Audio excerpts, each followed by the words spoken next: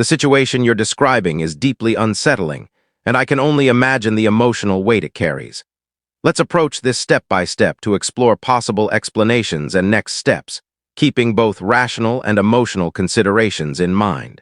First, the emails coming from your late wife's account could have several origins. It's possible someone gained access to her account, either through hacking or because they had her credentials. The initial emails with old photos might suggest someone is accessing stored data, like cloud backups or synced albums. The recordings of her reading bedtime stories could also be from existing files, perhaps ones you weren't aware she'd saved. However, the video of her in the kitchen, seemingly filmed yesterday, raises serious questions, as it implies either new footage or manipulation. Here are some steps to consider. Secure the account. If you haven't already, try to access her email account to check for unauthorized activity. Look at the login history. Most email providers like Gmail or Outlook show recent device logins to see if someone else is accessing it. Change the password and enable two-factor authentication to prevent further access. If you can't access the account, contact the email provider to report suspicious activity. Analyze the video. The video is the most alarming part. Check for signs of manipulation, odd lighting, unnatural movements, or inconsistencies in the background that might indicate a deepfake or edited footage. If you're comfortable, you could share specific details about the video without sensitive info for further analysis, or consult a tech expert to examine it for authenticity. Look at the video's metadata, right-click on the file if possible to view properties for details like creation date or device information. Investigate the source. Check the email headers to trace where the messages are coming from. Most email platforms allow you to view the original or raw message, which includes IP addresses or server details. This could reveal if the emails are being sent locally or from an unusual location. If you're not tech-savvy, a cybersecurity professional could help. Consider external factors. Reflect on whether anyone might have a motive to send these. Perhaps someone with access to her old devices, like a family member, friend, or even someone with malicious intent. Given the emotional context, it's also worth considering if this could be a cruel prank or an attempt to exploit your grief. Protect your well-being. Receiving these messages, especially the video, must be incredibly jarring. It might help to lean on a trusted friend or family member for support as you process this. If you have your daughter to consider, think about how to approach this in a way that shields her from distress while you investigate. Preserve evidence. Save all emails, attachments, and the video in a secure location, like an external drive, without altering them. If this escalates or points to foul play, this evidence could be crucial for authorities or experts.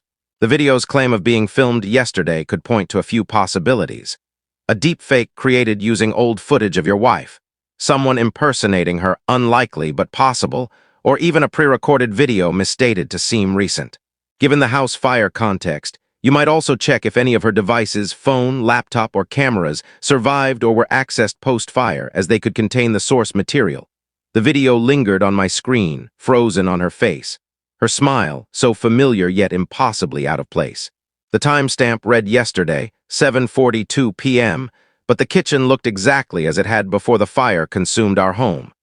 The same chipped blue mug sat on the counter, the one she'd always used for her evening tea.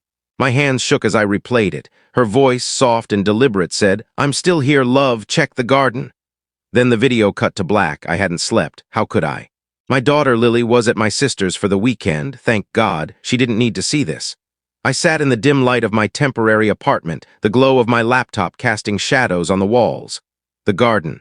Our old house was a charred skeleton, condemned and boarded up. The garden was just a patch of ash and weeds now, but her words gnawed at me. I checked the email headers, as a friend who knew tech had suggested. The message came from a server I didn't recognize, some random string of numbers and letters, not her usual Gmail. I forwarded it to him for a deeper look, but he'd warned me. Tracing emails was tricky, especially if someone was covering their tracks. The video's metadata was useless, stripped clean, no creation date, no device info. It felt deliberate. By morning, I couldn't shake her words.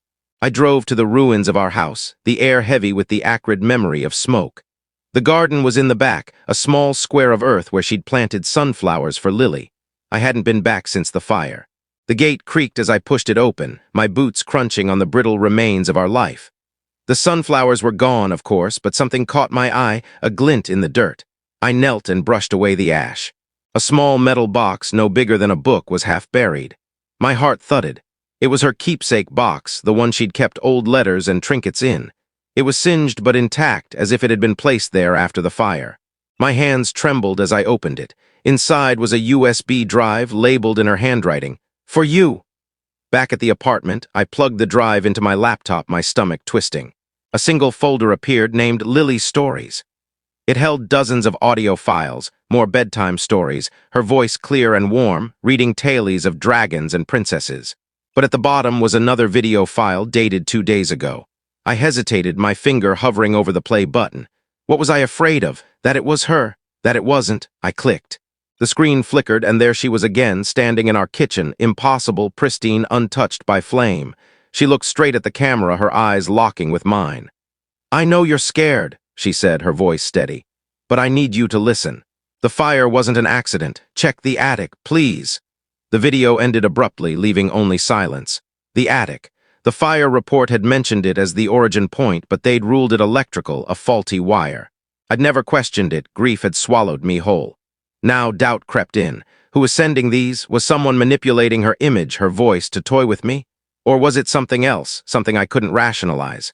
I grabbed a flashlight and headed back to the house. The attic was a blackened maze of beams and ash, barely accessible. I climbed the rickety ladder, coughing through the dust. In the corner, half hidden under charred insulation, was a small safe, ours, but one I thought had been destroyed.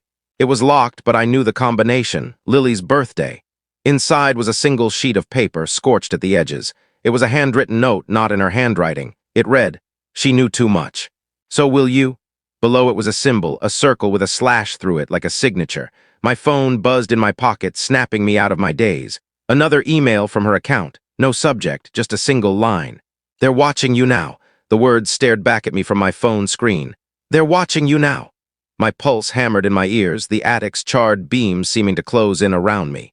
The note in my hand felt like a lead weight, its cryptic message and strange symbol, a circle with a slash burning into my mind. Who were they? And how could anyone know I was here, in the ruins of my old life at this exact moment? I stuffed the note into my pocket and climbed down the ladder, my flashlight cutting through the attic's gloom. The air outside felt colder now, the late afternoon sun dipping below the horizon. My car was parked a block away. I hadn't wanted to draw attention by pulling up to the condemned house. As I walked, I kept glancing over my shoulder, half expecting to see someone lurking in the shadows of the overgrown yards. Nothing.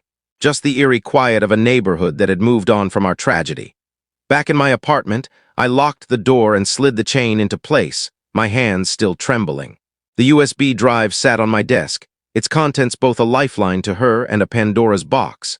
I opened my laptop and checked her email account again, using the password I'd guessed months ago, our anniversary date.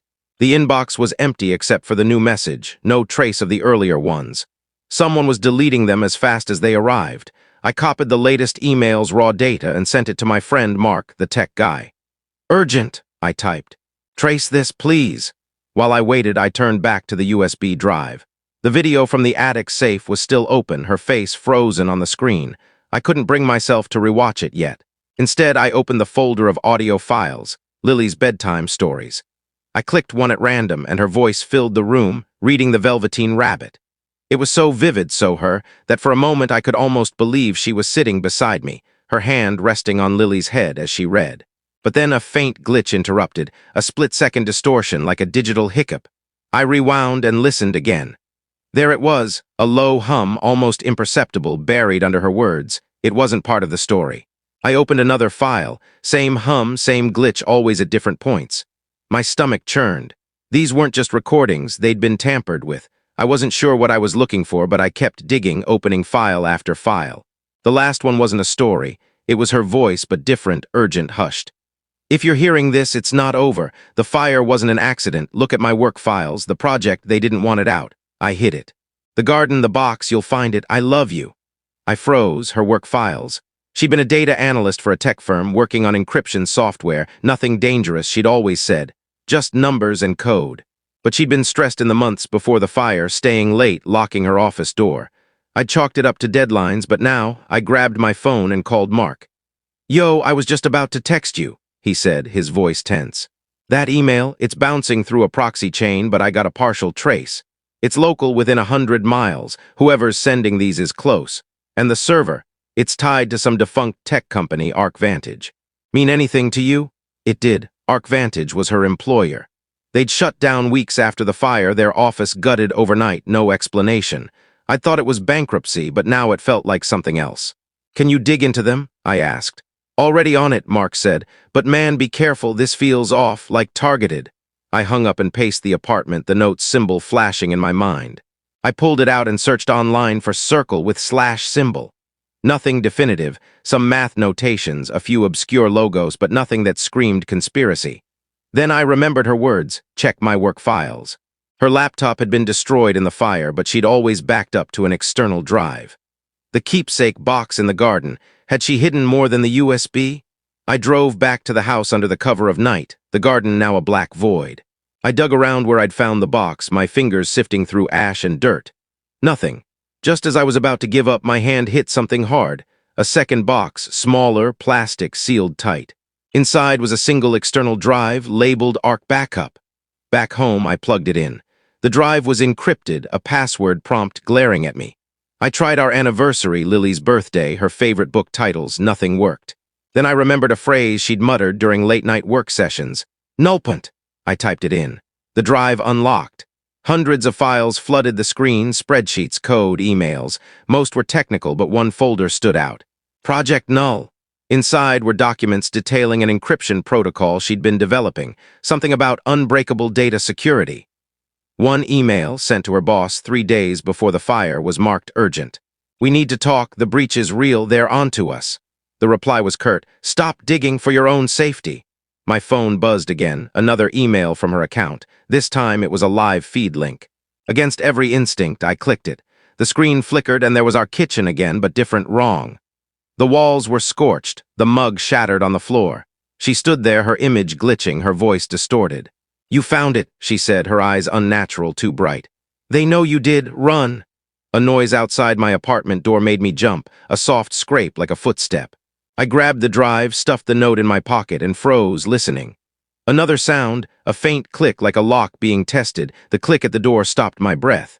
I clutched the external drive, its weight both a lifeline and a curse. The apartment was silent now, but the air felt charged, like the moment before a storm. I crept to the door, peering through the peephole. Nothing but the dim hallway light flickering. My phone buzzed in my pocket, another email from her account. Just one word, hurry. I didn't know where to go, but staying wasn't an option. I grabbed my keys, the note, and the drive, slipping out the back window onto the fire escape. The night was cold, the city's hum distant as I descended, my heart pounding. I drove to Mark's place. He was the only one I trusted now. His apartment was a cluttered mess of monitors and cables, a hacker's haven. When I showed him the drive, his eyes widened. This is heavy-duty encryption, he said, plugging it in. Your wife was into some serious stuff. As he worked, I told him about the note, the symbol, and the live feed. His fingers paused over the keyboard. ArcVantage, he muttered. I dug deeper after our call. They weren't just a tech firm. They were front government contracts, black box projects. Word is they were developing something called Nullpunt, a system to lock data so tight even quantum computers couldn't crack it. If she found a breach, he trailed off, opening a file from the drive. It was a video, not of her, but of a man in a suit, his face blurred, speaking to a camera. The Nullpunt protocol is compromised, he said, his voice clipped. She's asking too many questions. Contain it. The timestamp was a week before the fire. My stomach dropped. Contain it, I repeated. The fire, they said it. Mark nodded grimly. Looks like it, and if they're sending you these emails, they're either toying with you or warning you. That symbol on the note, it's not random. It's a marker used by a group tied to ArcVantage. Hackers, mercenaries, who knows? They call themselves the Slash. Before I could process it, Mark's monitors flickered. The live feed from the email reappeared unprompted. Her image filled the screen, glitching worse now, her face warping into something almost unrecognizable. They're coming, she said, her voice a distorted echo. The truth is in the drive. Protect Lily. The feed cut out, replaced by a single image, the circle/symbol. Mark yanked the drive from his computer. They're tracking us through this, he said, tossing it to me. We need to move. We didn't get far. As we stepped into the hallway, two figures in dark coats stood at the stairwell, their faces obscured. One raised a hand, holding something metallic. A gun? I didn't wait to find out. We bolted back inside, barricading the door. Mark shoved a USB into my hand. I copied the key files. Get to the feds, someone you trust. I'll hold them off. Hold them off, Mark, no. Go, he hissed, pushing me toward the window. I climbed out, heart racing, and ran, the USB burning a hole in my pocket. I drove to my sister's, where Lily was staying. She was asleep, her small face peaceful, oblivious to the storm. I kissed her forehead, whispering a promise to keep her safe. The next morning, I contacted a friend from college, now an FBI agent. I handed over the USB, the note, everything. She listened, her face unreadable, and promised to investigate. Stay low, she warned. If ArcVantage is involved, they've got reach. Days passed, then weeks. The emails stopped. Mark vanished, his apartment empty, his phone dead. I feared the worst but had no proof. The FBI confirmed the fire was arson, tied to a chemical accelerant, but ArcVantage's trail went cold, their records scrubbed. The Slash, if they existed, were ghosts. I kept the keepsake box on my nightstand, Lily's stories playing softly some nights when she missed her mom. I never told her about the videos, the note, or the truth about the fire. She was too young for that wait. But I watched her closely, always checking the shadows, the locks, my inbox. One night, months later, I found a new file on my laptop, one I hadn't downloaded. It was a photo of her, my wife, smiling in our garden, Lily at her side. No timestamp, no email, just the image. At the bottom, in faint text, was a message. We're still here. I stared at it, my throat tight. Was it a glitch, a cruel trick, or something else? Her way of reaching me beyond reason, beyond death? I didn't know. But I saved the photo, locked the door, and held Lily a little closer that night, the circle/symbol etched in my mind, a reminder that some truths stay buried, watching from the dark.